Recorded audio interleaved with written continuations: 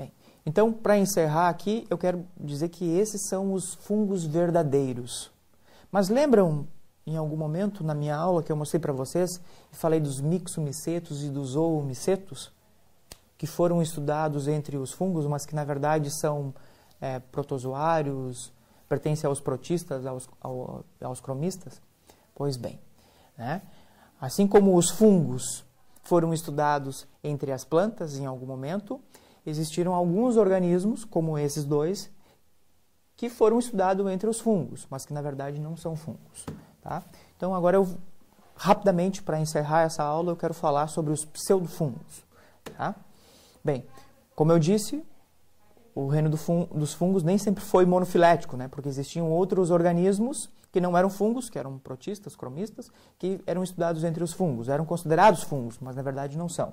Né? E ainda, de certa forma, tradicionalmente, são chamados de fungos, tá? Mas pertencem a outra origem evolutiva. Tá? Aqui eu mostro para vocês. Aqui estão os fungos verdadeiros, né? Como um grupo irmão dos animais, e os mixomicetos, que na verdade pertencem aos protozoa, e os zoomicetos, que agora são considerados cromistas, já foram estudados entre os fungos. Tá? Por que os mixomicetos não são fungos? Né? Embora eles tenham essa aparência, a sua fase plasmodial parece muito com o micélio dos fungos. Né? E estão aí sobre uma folha. Né? Aparentemente, esse organismo está aqui decompondo essa folha, mas na verdade não. Ele está apenas se locomovendo sobre essa folha e englobando, fagocitando pequenas partículas, esporos, bactérias, né? Ou seja, obtendo a sua energia a partir de ingestão. Né?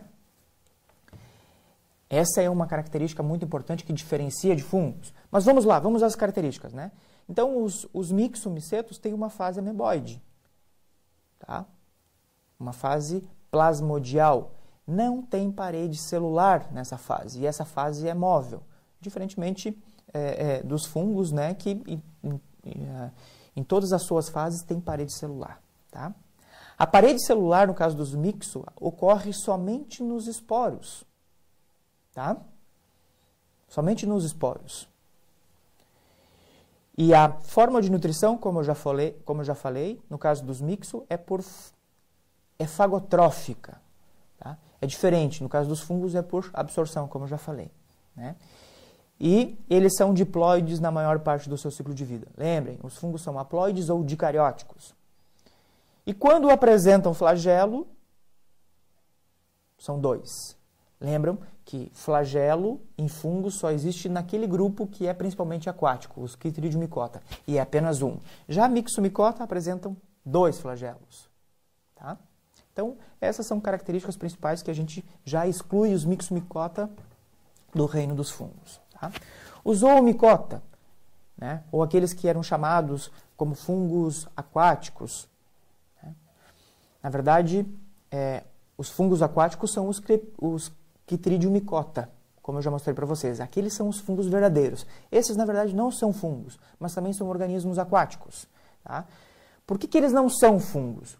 Porque a sua estrutura somática é diploide, diferentemente dos fungos, né, que são haploides ou dicarióticos, na maior parte do seu ciclo de vida.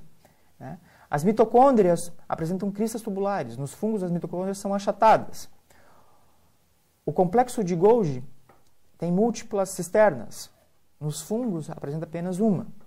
Spitzenkorpers, que são micro corpos presentes no ápice da hifa e que orientam o crescimento da hifa nos fungos. Né? São ausentes nesses organismos. Tá? E esses organismos apresentam parede celular, só que ela é composta por celulose. Os fungos apresentam como principal componente a quitina na parede celular. Né? E também, a mesma coisa lá dos mixomicetos. Quando apresentam flagelo, são dois, não são um, como os Chytridiomycota de fungos. Tá? Então, essas são dois grupos de organismos que foram estudados entre os fungos, mas que não são fungos. Né? Os fungos representam, na verdade, uma linhagem única, né? Um ancestral em comum com os animais, certo? Apresentam características particulares, né? E são representados aqui na minha aula principalmente por 5 grandes filos: os Chytridiomycota, os Zygomycota, Asco, Glomeromycota, Asco e Basidiomycota, ok?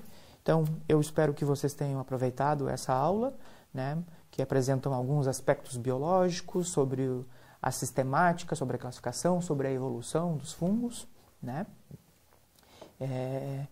E nos encontramos em algum momento para falar mais sobre fungos.